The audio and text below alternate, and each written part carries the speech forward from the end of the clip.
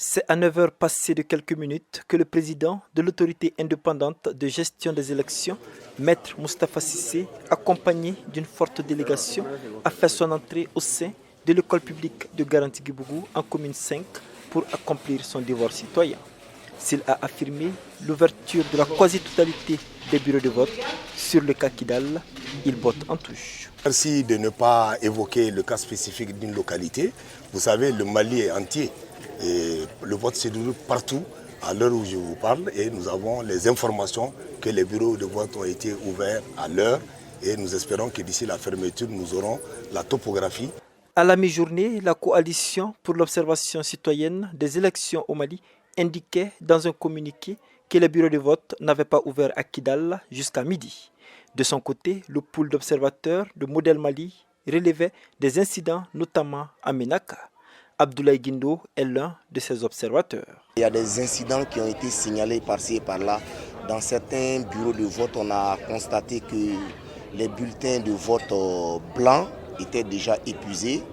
Dans certaines localités, comme dans la région de Menaka, des hommes armés non identifiés ont sommé des populations à rentrer chez elles si elles veulent finir la journée vivante. Donc, dans cette localité, le bureau de vote a été fermé pour raison de sécurité.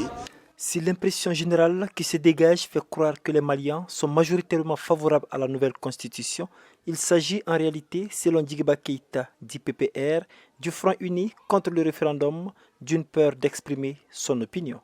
À Bamako, si le scrutin s'est déroulé dans le calme et la sérénité, le pari de l'affluence a été surtout gagné par les personnes du troisième âge. Écoutons cet électeur, Rigobert Dakou. Tout bon citoyen doit venir voter. Tout bon Malien doit venir voter. Le vote est bon pour nous, c'est pour l'avenir du pays, pour l'avenir des enfants. Les rares jeunes à avoir fait le déplacement n'ont pas été épargnés par les désagréments. Nene Goïta. On a envoyé nos numéros de la carte Nina pour en tout cas nous référer sur le bureau de vote et le centre. Et malheureusement jusque-là nous sommes à la recherche. Apparemment il y a eu des mutations de salles et de centres également. Donc jusque-là on est à l'attente, à la recherche de la salle pour pouvoir voter. Parce que ce vote est vraiment important pour tous les Maliens. Les observateurs s'accordent sur l'accessibilité des bureaux de vote, la présence des agents électoraux et la sécurisation du scrutin, gage de sa transparence. L'élection présidentielle au Mali est prévue en 2024. Mohamed Danyoko pour VOA Afrique, Bamako.